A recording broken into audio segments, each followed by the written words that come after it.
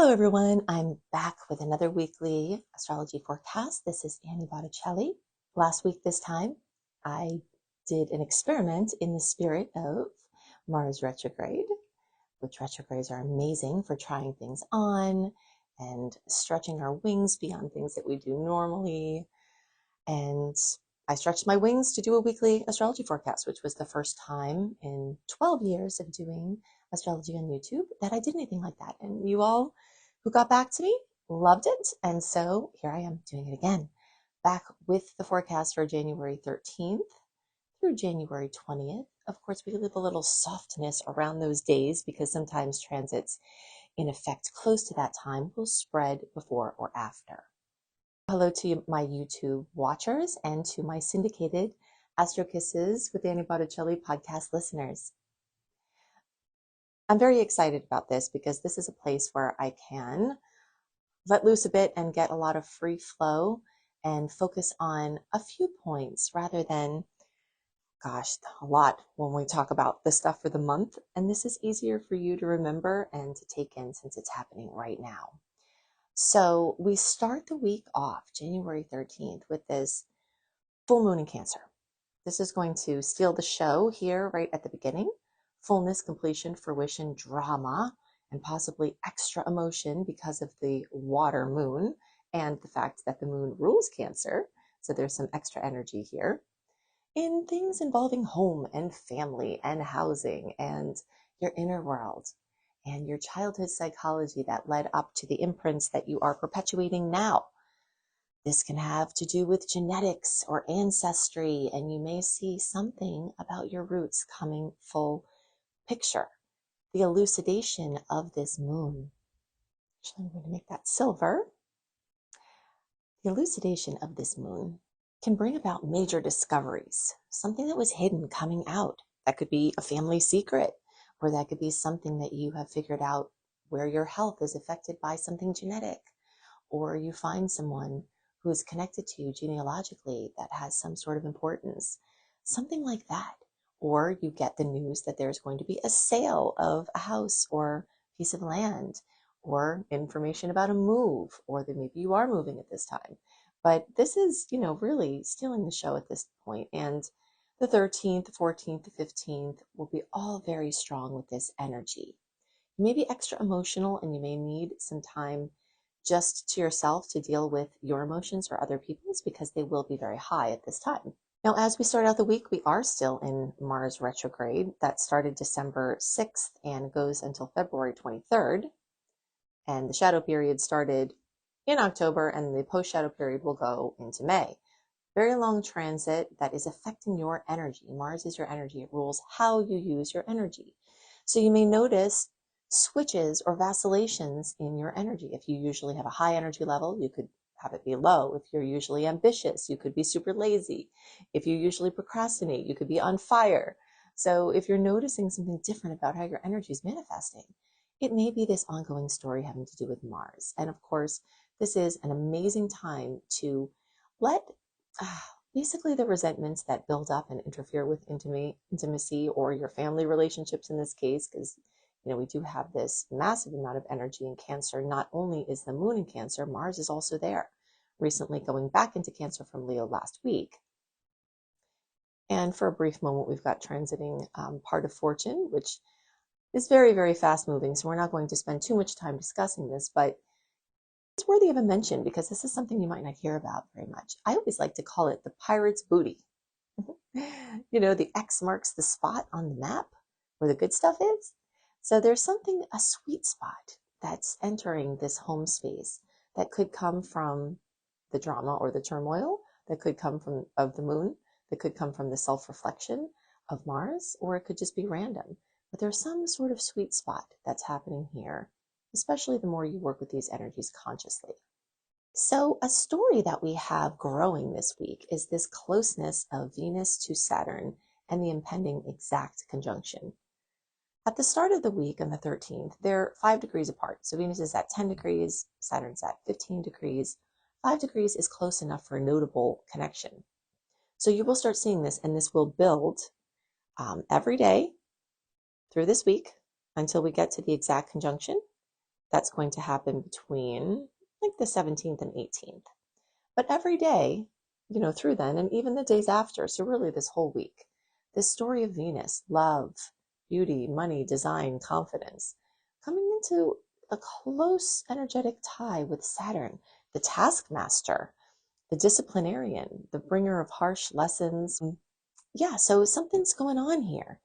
You can experience this range of expression as really stressful or really amazing. That's something that's interesting about conjunctions.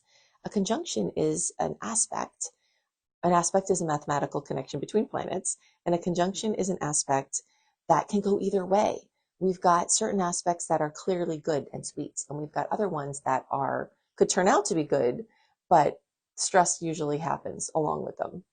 But this conjunction can just go either way. So either you're finding that you're getting disciplined with money, or that you are, you know, getting a plan together for something involving your relationship. You could be getting ready to go deeper into something financial or romantic, because sometimes Saturn will rule these long lasting, deep, a lot of work, but worth it types of endeavors. So you'll feel this week. So you could get a little hit to your finances, or you could get a boost that comes from work that you did in the past. Saturn loves discipline and hard work. And a lot of times, if you've done those things in the past, then when a transit like this happens, it will show up for you as something very positive in your financial sector. And you may just feel it as a pinch or an extra expense, or, like just some sternness from somebody close to you that could, be either a reality check or just someone being mean for no reason. I have a lot of energy in Pisces right now. And this is, this is a time where we feature Capricorn energy in our fast moving planets, the Sun, Pallas Athena, Mercury. It's the Capricorn time of year, as we like to think of it. But we do have a lot of Pisces energy. So and Capricorn is ruled by Saturn. So there's this beautiful combining of the form of Saturn and Capricorn and the ethereal quality of Pisces. So you'll feel that this week, just dreamy, ethereal landscapes with this like story of how can we do this practically? How can we get some discipline? How can we manage our mind, our unruly brain? Something very important to know. And this may be one of the most important things that certain of you hear, because it can really change your life, is that a lot of times how you feel is affected by your brainwave state. And if you're feeling off, or you're feeling unhappy, or you're feeling, ungrounded, or you're feeling over alert and hyper vigilant, all of these things that can translate into mental dis-ease or physical dis-ease. A lot of the times that has to do with brainwave state. And it used to be that accessing information about brainwave state was really inaccessible to most people, because the companies that did this would charge a lot. But now with apps and different things developing, it's starting to become more accessible. One thing, and this is a little bit expensive still, but I'm just going to tell you, I don't make any money from mentioning this. I just care about you, and if I learn about something and I think it can help as it relates to something we're talking about astrologically, I want to let you know. So Muse is actually this headband that can read your brainwaves and can really help you with neural feedback to train yourself how to change your own brain waves when you are feeling off, where you can master your mind, which is what this combination of Capricorn and Saturn and Pisces can be about, is that you have the power, developing power as technology is advancing, as consciousness is advancing, to, just take control over your experience a little bit more, and to suffer less, and to have more joy and bliss. So these energies are very much like this, and you'll feel the potential of this storyline with this, increase in closeness of Venus and Saturn this week. I didn't mention this before, but just in general, so that you know, with my work, what I'm talking about is for all signs, unless I clearly indicate, through the title and the thumbnail, that it's for an individual sign. All of these are general transits that everyone will feel equally. I notice sometimes people are only drawn to the things that are just for their sign. And by doing that, you might miss some general transits that are going to be dominating your experience. So, if you're listening to this, I'm really glad because, this is stuff that everybody is going to be dealing with. And it just is it's a shared experience. So, everyone in the world is going through this in their own way. That's true to their own circumstances. And it's a uniting force, is that this is a shared human experience. So it's just something nice to think of, with so much divisiveness in the world, that these are transits that we're all going through together. Okay, the next thing I want to do is follow the moon. Now, I can't give you exact dates for this because the moon transits are going to be very different in different time zones as far as can be staggered by a full day, which is what we're talking about here. But I can give you the general range of the flow for the week. So when we start out, we've got all this Cancer, we've got the full moon, focus on home and family, your inner world. But very quickly, and I'm doing this for the Eastern time zone, but again, this general sentiment of the flow of this, of the moon changes, you're going to see this flow during this week, even if it's staggered a bit by a day. So we start out the week with the moon in Cancer very quickly. The next day, we've got the moon going into Leo, totally different. Watching the moon and following the moon is an amazing way to get connected to the natural rhythms of the universe. And that's what my work is all about, is helping you to align with the natural rhythms of the universe so that you can, first of all, attune to more subtle layers of experience going on in our multidimensional reality. And, just expand your awareness into these zones that can make things be more in sync for you and flow better. So when the moon goes into Leo, it's this feeling of wanting to burst out with creativity, of to do something fun, to get out of the self-reflection and, and be bold, and be childlike and look at the world with childlike wonder, do fun things. And this also has to do with romance and children.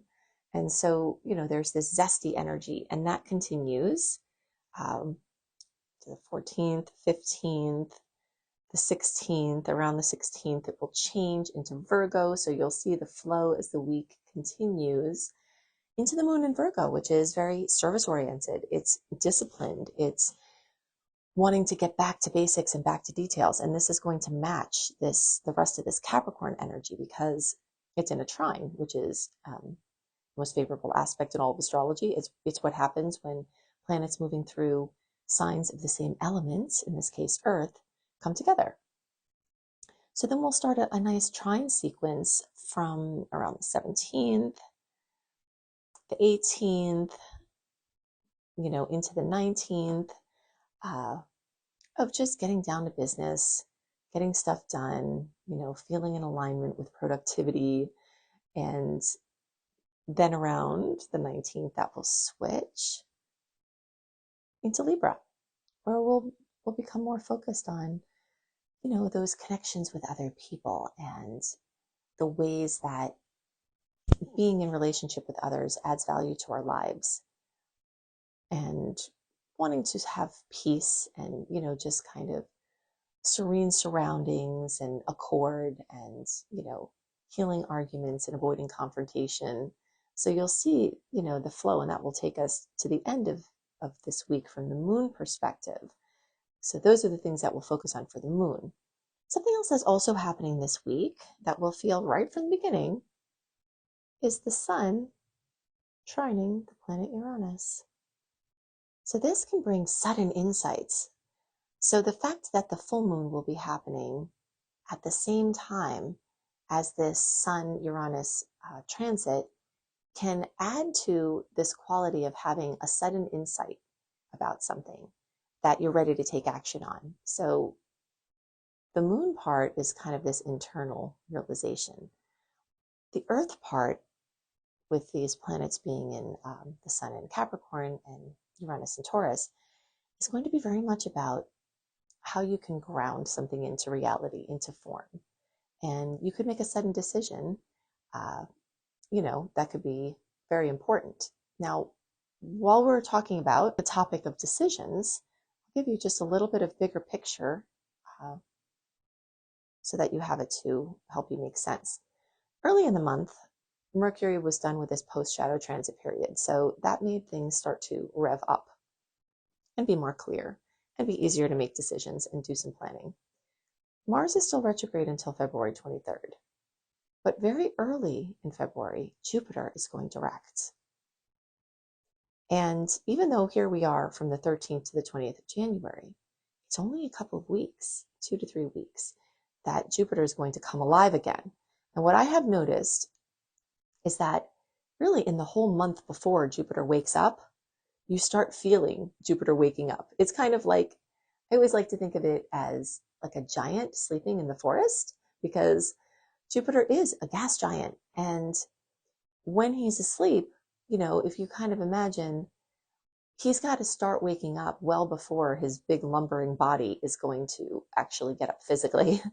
So his, awareness, the energy of expansion of the things that were moving forward in the fall or the spring for you all, Dayananda, those things that went to sleep in that time frame, they might be starting to wake up. And the optimism and the creative solution orientedness that may have gone to sleep will be waking up. So you'll be feeling that this week, even though Jupiter's not direct yet. And so when you have a spark of an insight or a decision to be made, you may notice that you're coming out of this slumber yourself. You're coming out of this very deep multi-planet retrograde energy, and the energies are starting to shift. Now, something else that's going to be happening, we'll talk about this more at the end of the month, is Venus is going to go into retrograde, and that shadow period starts at the end of January. So we're, as soon as we're waking up from certain things, we're going in with other things. So we've got this very long introspective flow, but within that storyline, this is going to be a time that's much more alive, much more awake, much more ready for action than you have been in a while, even despite the fact that Mars is still retrograde. Okay, so you will be feeling that, and you will be feeling that strengthen this week.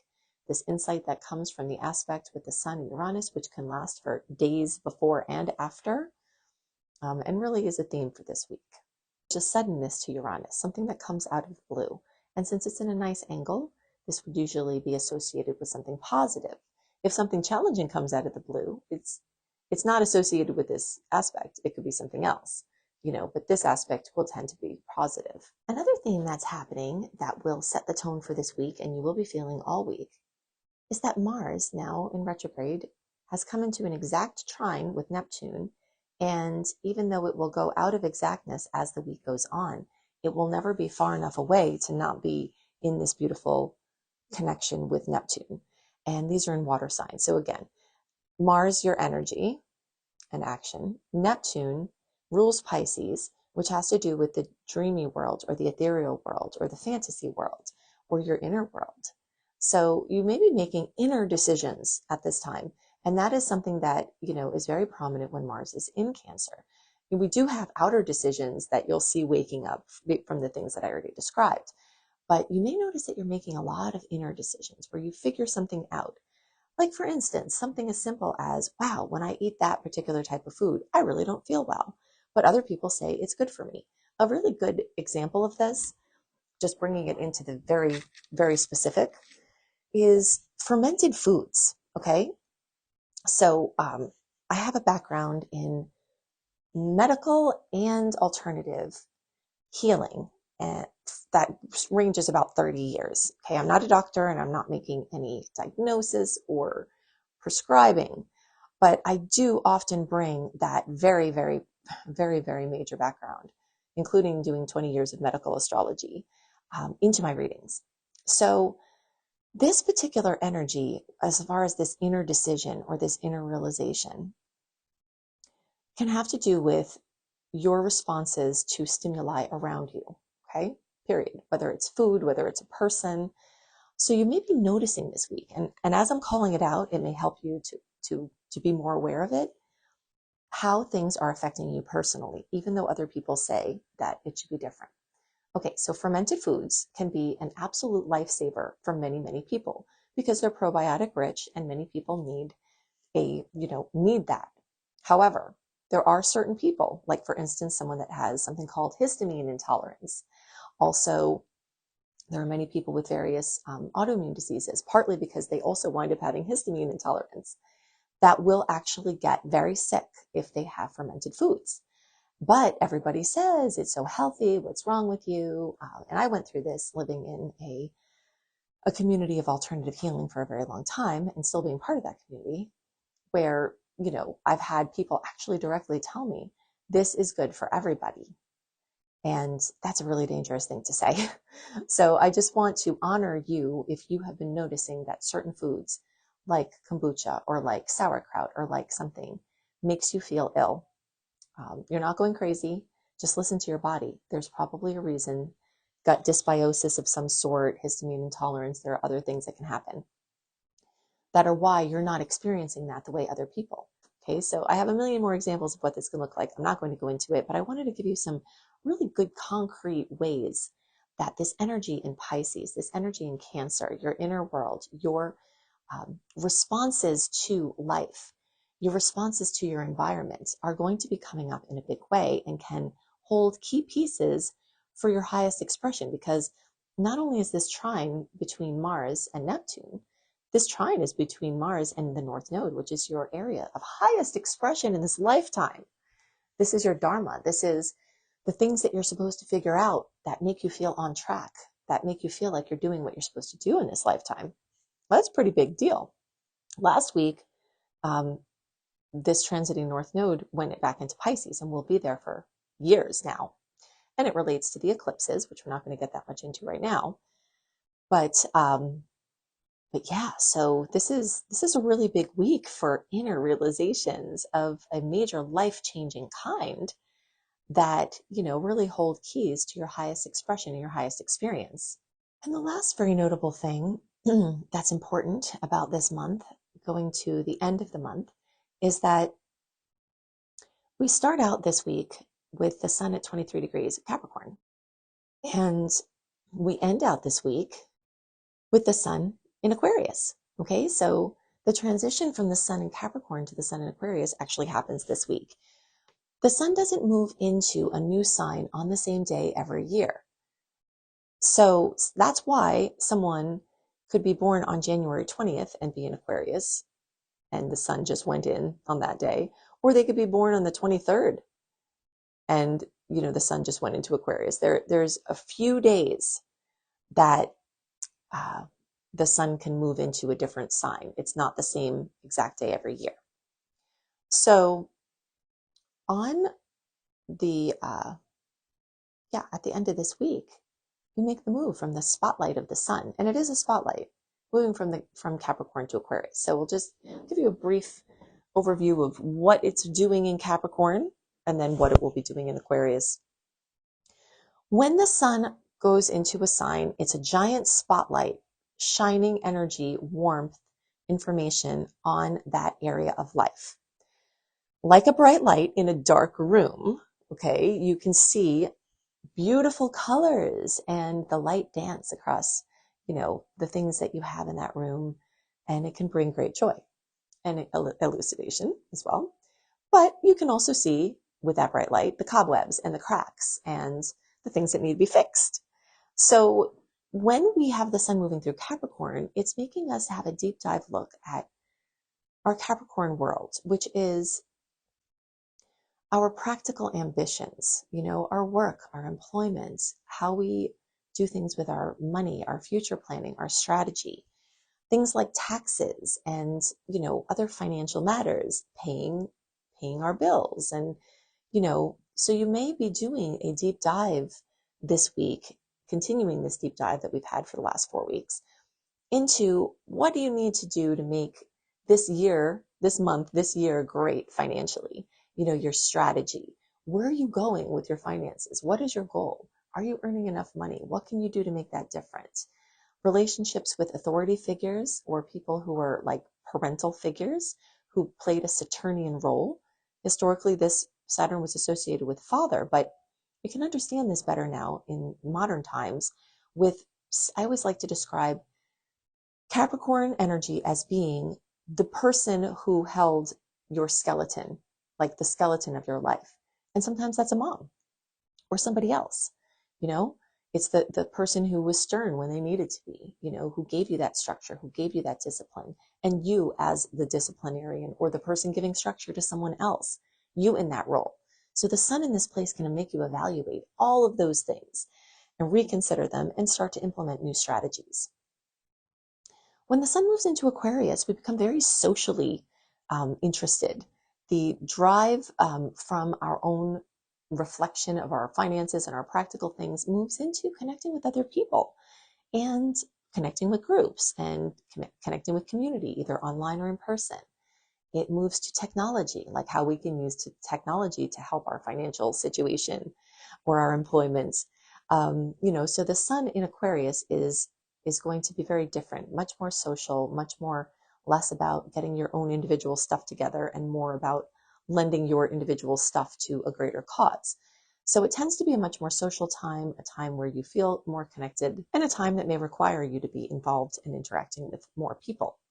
Okay, so I am a prolific expresser, and I have so many ways that I can help you to make the most of the starry opportunities. The best way to connect with my work in one simple place is by going to anniehelpsyou.com. When you put your name and email address and click receive at this site, you will get my free VIP access, which will get you all of my content early, which will get you my Eclipse resource page and tell you which of my videos to look out for your particular situation, your placements, my retrograde resource page, my zodiac health tips, my 28-day virtual coaching program. And of interest to many people is this monthly written star report with my sweet and salty dates. So in my monthly horoscopes and in my now weekly reports, I give you a lot of, dates that have sweet aspects or salty aspects. But if you want my favorites and the top ones and the overview of the month written a month early, then that's something else that you get. And you can search in the archives at the welcome letter for the month in question. So like for this month, you can get the archive link in the welcome letter, click on it, put January 2025 astrology or February 2025 astrology, and you can find my reports for those. I love to tell you what may happen in astrology reports, but mostly I love to tell you why, because I'm an astrology teacher. So if you want to learn astrology, you can find the Learn Astrology tab at this page at Annie Helps You by scrolling down just a bit, and it's there a little bit on the right. Or you can go to beastropro.com, beastropro.com, to see my astrology mastery certification course. If you think I put a lot into my free resources, you should see what I do there. There are over 100 modules and growing, with an online forum for questions to help you become adept at reading charts, whether you want to do it for personal reasons or whether you want to earn money. You can earn money from your love of astrology, and I can teach you how. So you can see that at beastropro.com. If you resonate with my work and you want to make sure that you get all of the things that I post, this VIP access by putting your name and email address in here is the best way to not miss anything, because YouTube does not always notify you when I post something. And I don't know if podcast, servers do that either, but I do send out weekly newsletters, including all of my updated content to this group. Well, I hope you have a wonderful week, and I'll see you next week. Bye.